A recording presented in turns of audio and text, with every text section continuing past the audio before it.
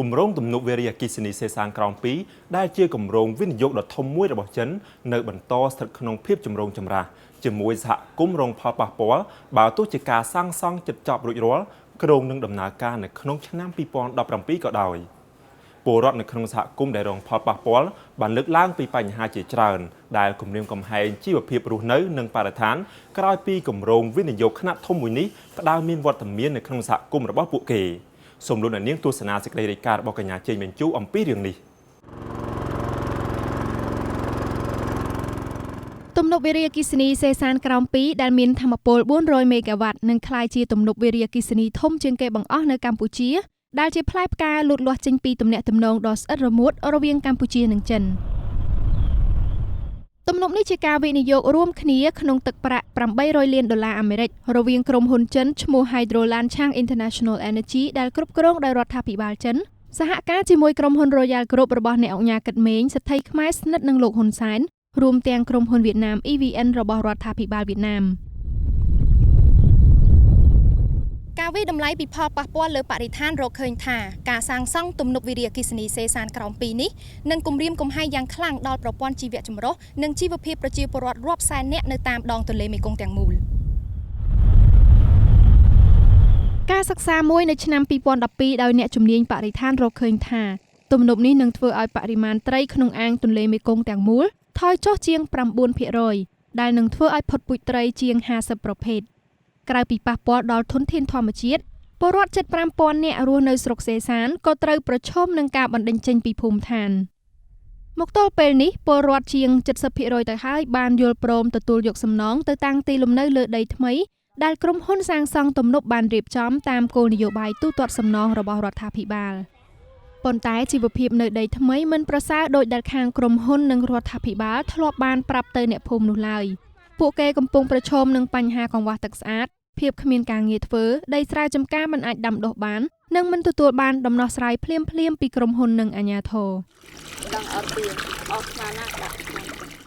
អ្នកស្រីច័ន្ទនីជាពលរដ្ឋម្នាក់ក្នុងចំណោមពលរដ្ឋអ្នកភូមិស្រែពកប្រមាណ50គ្រួសារដែលព្រមទទួលយកសំណងជាផ្ទះថ្មផ្ទាល់ដីមាន2បន្ទប់លើផ្ទៃដី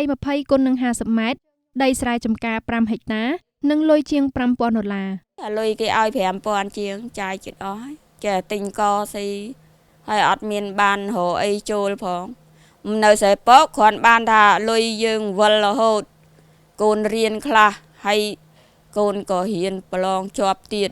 ហើយរាល់ថ្ងៃចេះតែផ្ដល់លុយហ្នឹងដែលលុយគេ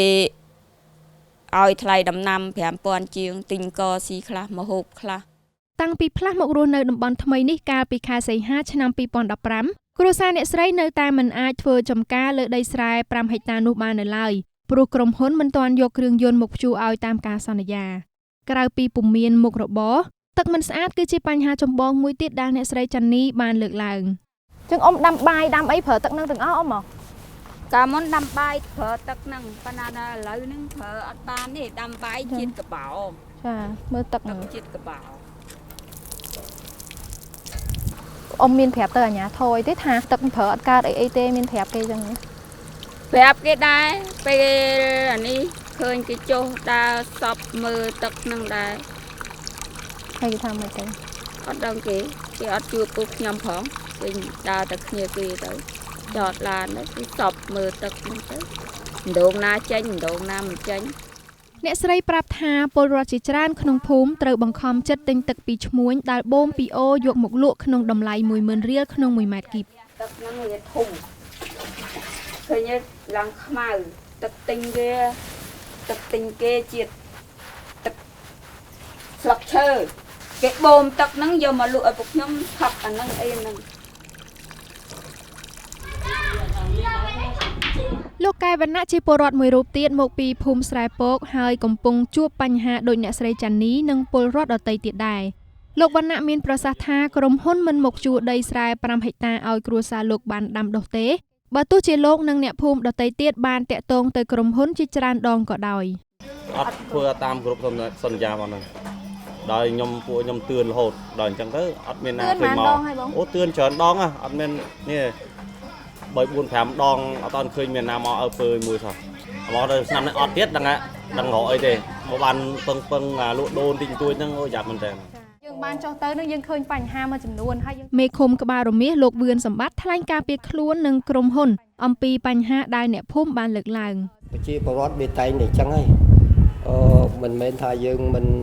មិនទទួលខុសត្រូវចំពោះប្រជាពលរដ្ឋហ្នឹងគាត់ប៉ុន្តែប្រជាពលរដ្ឋមិនមានអ្នកណានិយាយ10ទាំង10ស្មើគ្នាទេអ្នកខ្លះគេយកយល់បានអ្នកខ្លះអត់យកយល់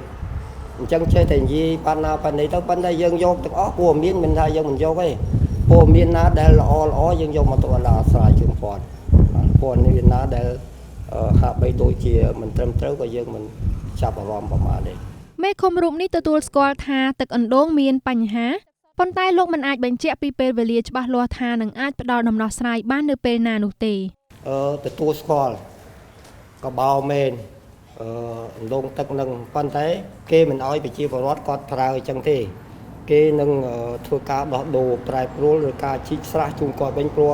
ទឹកអណ្ដូងនៅក្រោមដីវាមិនអាចប្រើបាន 100% ទេ អញ្ចឹងតែកាលទៅមានថ្ងៃកំណត់ច្បាស់នោះទេ ការងារធ្វើអូនឯងវាមិនមែនធ្វើមួយថ្ងៃហ្នឹងហើយទាំងអស់ទេ ប៉ុន្តែមានផែនការអត់ទេអ៊ំ មានបាទមានផែនការប៉ុន្តែការងារវាច្រើនធ្វើបន្តដោះបន្ត ក្នុងឃុំក្បាលរមាសនេះដែរនៅមានជនជាតិដើមភាគតិចភ្នង53គ្រួសាររស់នៅជាប់នឹងទន្លេស្រែពកដែលកំពុងជំនះនឹងការបណ្តេញចេញពីភូមិឋានតំណាងអ្នកភូមិក្បាលរមាសលោកដាំសំណាងមានប្រសាសន៍ថាទំនប់នេះបានបំផ្លាញប្រពៃណីជនជាតិដើមភាគតិចភ្នងយ៉ាងខ្លាំង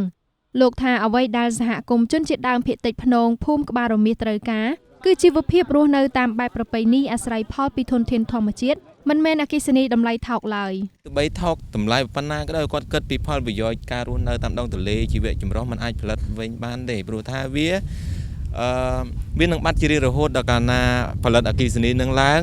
អគ្គិសនីនឹងវាអត់មាននិរន្តរភាពរហូតអស់មួយជីវិតតកូនតចៅយើងបានទេវាអាច30-40ឆ្នាំវាអស់ធនធានជីវៈចម្រុះនឹងអស់វាអាចធ្វើឲ្យទន្លេនឹងរាក់នឹងវាអស់ទឹកវាអស់ធម្មពលដល់ពេលអញ្ចឹងអត់មាននិរន្តរភាពហ្នឹងហើយការបំផ្លាញអគ្គិសនីផលិតបានអញ្ចឹងអគ្គិសនីផលិតបានប៉ុន្តែជីវៈចម្រុះនេះផលិតអត់បានប្រព័ន្ធធារាសាស្ត្រពីបុរាណហ្នឹងផលិតអត់បានជាមរតករួមរបស់ជាតិប្រទេសកម្ពុជាយើងហ្នឹងគេគិតគូរដល់ហ្នឹង លោកដាំសំណាងរៀបរាប់ថាវប្បធម៌សមូហភាពរបស់សហគមន៍ជនជាតិដើមភាគតិចភ្នងត្រូវបានគំរាមកំហែងចាប់តាំងពីគម្រោងអភិវឌ្ឍនេះចូលមកដល់ តាំងពីទំនប់នឹងកកើតនៅទីនេះស្ទើរតែកាប់សម្លាប់គ្នារហូតដល់អ្នកខ្លះបែកបាក់គ្រួសារដោយគ្រួសារខាងមុខផ្ទះខ្ញុំនេះគាត់បែកបាក់គ្រួសាររហូតដល់វាយដំច្រំធាក់អញ្ចឹងណាធ្វើទារុណកម្មដល់ប្រពន្ធអីចឹងទៅប្រពន្ធចង់នៅនេះប្តីចង់ទៅហើយដូចមើលគ្រួសារមួយទៀតប្រពន្ធគាត់ចង់ទៅហើយគាត់អត់ចង់ទៅគាត់ស្ដាយភូមិស្ដាយផ្ទះស្ដាយដីធ្លីដំណាំដាំដុះរបស់គាត់ហើយយុវជនទាំងសហគមន៍នៅក្នុងភូមិក៏អត់ត្រូវគ្នាទៀតបែកជាពីរដល់ពេលអញ្ចឹងជនជាតិដើមភាគតិចត្រូវបំបែកការសាមគ្គីនៅខ្លាំងមែនទែន ក្រៅពីពលរដ្ឋ53គ្រួសារក្នុងភូមិក្បាលរមាសមានពលរដ្ឋ250គ្រួសារទៀតក្នុងភូមិស្រែគោ1និងភូមិស្រែគោ2នៃឃុំស្រែគោដែលភាគច្រើនជាជនជាតិភាគតិចឡាវក៏ប្រកាន់ជំហរមិនព្រមចរចាជាមួយក្រុមហ៊ុនរឿងទូទាត់សំណងដែរ ពួកខ្ញុំនៅ60ឆ្នាំហើយនៅកន្លែងនេះ អ្នកស្រីសារមសុខុមជាអ្នកភូមិស្រែគោសម្រាប់ចិត្តឈប់ចរចារឿងសំណងតទៅទៀតដោយសារក្នុងការចរចាជាច្រើនលើកកន្លងទៅក្រុមហ៊ុននៅតែមិនព្រមទូទាត់សំណងតាមតម្លៃទីផ្សារអ្នកស្រីអះអាងថាស៊ូស្លាប់មិនចាក់ចេញ បើគេនៅតែមិនបញ្ឈប់នៅទំនប់វារីទីស្នេហ៍ខាងតពីហ្នឹងពួកខ្ញុំមិនខ្វល់ទឹកលិចមកខ្ញុំកាប់អស័យធ្វើក្បូនទៅដាក់ក្រុមផ្ទះទៅហើយមិនអីទិញអាជ័រទិញកានសាំងមកដាក់ទៅបណ្ដែតក្បូនតាមនោះឲ្យប្រភពលោកមើលឃើញថាអូរាជរដ្ឋាភិបាលអ្នកដឹកនាំប្រទេសខ្មែរធ្វើបាបប្រជាជនធ្វើបាបប្រជារាស្ត្រធ្វើបាបនៅឋានមិនឲ្យគាត់រស់រានមានចិត្តខ្ញុំថាដូចវា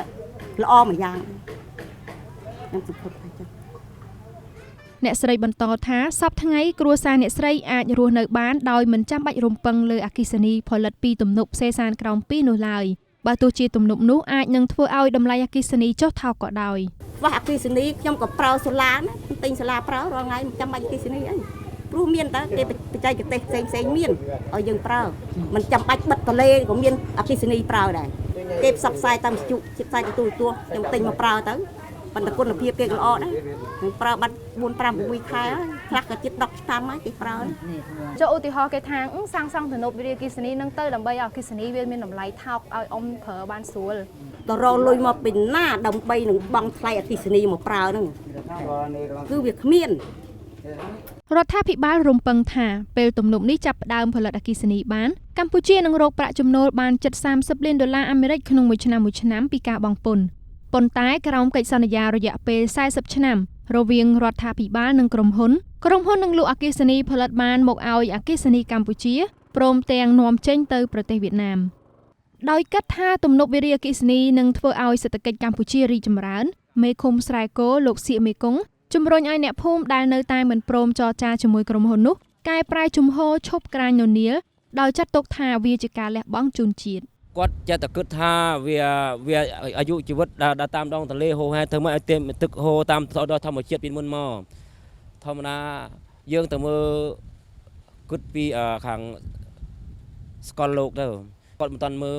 ប្រទេសដែលស្កលលោកផ្សេងដែលប្រទេសដែលគឺវារីដូចជាប្រទេសចិនការពិតប្រទេសចិនវាក្រោយអំណាចពីអាមេរិកទេវាមានអំណាចក្រោយពីអាមេរិកទេហេតុអីដែលចិនលឿនសេដ្ឋកិច្ចចិនលឿន ចឹងវាចិនវាយកកតាវារីនេះវាអាចវាធ្វើប្រទេសវាឲ្យមានសេដ្ឋកិច្ចដំណើរសេដ្ឋកិច្ចគឺវារីនឹងឯងអញ្ចឹងដូច្នេះយើងគិតថាខ្ញុំគិតថាសុខខ្មែរយើងបើមានវារីអញ្ចឹងវាអាចរីកចម្រើន ទន្ទឹមនឹងនេះលោកមេឃុំរូបនេះក៏បានទម្លាក់កំហុសដល់អតីតអភិបាលខេត្តស្ទឹងត្រែងលោកលយសុផាតបច្ចុប្បន្នជាតំណាងរាស្ត្រមណ្ឌលស្ទឹងត្រែងនៃគណៈបកកណ្ដាលអំណាចថាបានសន្យាទាមទារសំណងឲ្យបានសមរម្យជូនអ្នកភូមិដែលប្រឈមនឹងការបណ្តេញចេញ តែនៅទីបំផុតអតីតអភិបាលខេត្តរូបនេះមិនបានធ្វើតាមសម្ដីរបស់ខ្លួនទេ អាជ្ញាធរខេត្តក៏មានកំហុសដែរកំហុសរឿងអីដូចជាកន្លងទៅនៅថ្ងៃទី23ខែវិច្ឆិកាឆ្នាំ2012ហ្នឹងឯកឧត្តមលយសុផាតការគាត់នៅធ្វើជាអភិបាលខេត្តហ្នឹងគាត់បានទៅចុះទៅឃុំស្រែគោហ្នឹងគាត់ថាបងប្អូនអើយការនឹងអ្នកចូលរួមហ្នឹង120ក្រសាចូលរួម គាត់បដិញ្ញាថាដីលំនៅឋានគាត់នឹងទៀមទាឲ្យបងប្អូនមកក្បាល50ដោយ100ដីលំនៅឋានណាចំណែកដីចំការហ្នឹង5ហិកតាមកក្រសា5ហិកតាអាហ្នឹងបានមែនយើងទទួលស្គាល់ដល់ពេលចុងក្រោយយើងឃើញក្បាល20មិនដោយ50ដែលចឹងមិនថាសម្ដីរបស់អ្នកធំមួយម៉ាត់ធ្វើឲ្យប្រជាប្រដ្ឋចង់ចាំមិនភ្លេចអាហ្នឹងជាបញ្ហាធ្វើឲ្យគណៈឃុំយើងនេះដកស្រាយបញ្ហានេះមិនរលូន ពាក់ព័ន្ធនឹងការទូទាត់សំណងនេះអ្នកសម្របសម្រួលបណ្ដាញការពារទន្លេ3លោកមេឃមានដែលតាមដានផលប៉ះពាល់នៃការវិនិយោគនេះមានប្រសាសន៍ថាការបង្កើតគោលនយោបាយទូទាត់សំណងដែលក្រសួងរាយនឹងធម្មពលបានអនុម័តកាលពីដើមឆ្នាំ2014នោះមិនមានការពិគ្រោះយោបល់ជាមួយពលរដ្ឋក្នុងសហគមន៍សោះឡើយ គឺបង្កើតឡើងដោយគណៈកម្មការថ្នាក់ខេត្តតែមួយចំហៀងបាទមិនបានមកពីប្រជុំពិគ្រោះយោបល់សួរអំពីតម្លៃថ្លៃថ្នូររបស់ រុក្ខជាតិឬក៏ស្អីទាំងអស់ហ្នឹងទេបាទហើយចំណុចមួយទៀតគឺគោលនយោបាយសំណងមិនបាននិយាយបញ្ជាក់ច្បាស់ទៅលើសំណងភ្នូដូនតាបាទភ្នូដូនតាភ្នូកប់សពហ្នឹងគឺមិនបាននិយាយមិនមានតែម្ដងបាទហើយនៅមានចំណុចប្រែប្រួលមួយចំនួនទៀតតាក់ទងទៅនឹងការរើចេញទៅក្នុងការបន្តចិញ្ចឹមជីវិត ទៅមុខទៀតណារយៈពេលប្រហែលឆ្នាំហ្នឹងគឺអត់មាន ទូរទស្សន៍អាស៊ីសេរីបានដាក់លិខិតទៅក្រសួងរាយនឹងធម្មពលនិងក្រសួងដែលជាប់ពាក់ព័ន្ធនឹងគម្រោងវិនិយោគខ្នាតធំនេះក៏ប៉ុន្តែមិនទទួលបានការឆ្លើយតបណាមួយឡើយក្នុងបទសម្ភាសន៍ជាមួយទូរទស្សន៍អាស៊ីសេរីលោកម៉ែនគង់បានចោទអង្គការសង្គមស៊ីវិលថាជាអ្នកនៅពីក្រោយភាពរឹងរូសរបស់ក្រមពលរដ្ឋដែលបន្តប្រឆាំងនឹងគម្រោងទំនប់វារីអគ្គិសនីសេសានក្រោម បងប្អូនដៃគូអភិវឌ្ឍរបស់យើងអង្គការសង្គមស៊ីវិលមួយចំនួនហ្នឹងគាត់បានចូលទៅបញ្យលណែនាំពីទស្សនវិជ្ជាផ្សេងអញ្ចឹងហើយនៅក្នុងការបញ្យលណែនាំពីទស្សនវិជ្ជាផ្សេងទៅដល់ប្រជាពលរដ្ឋគាត់ប្រកាសយល់ផ្សេងទៀតបាទអញ្ចឹងធ្វើឲ្យគាត់ពិបាកក្នុងការសម្រេចចិត្តហើយពេលខ្លះអាចហ៊ានប្រើពាក្យដែលគាត់មិនសមប្រើនៅក្នុងមូលដ្ឋានដូចជាថាគាត់ស៊ូស្លាប់ទោះបីនៅលេខទឹកក៏គាត់ស្លាប់នៅក្នុងទឹកបាទគាត់ប្រើពាក្យហ្នឹងណាតែតាមពិតរដ្ឋាភិបាលក៏ដូចជាគណៈកម្មការខេត្តពុំធ្វើអញ្ចឹងទេ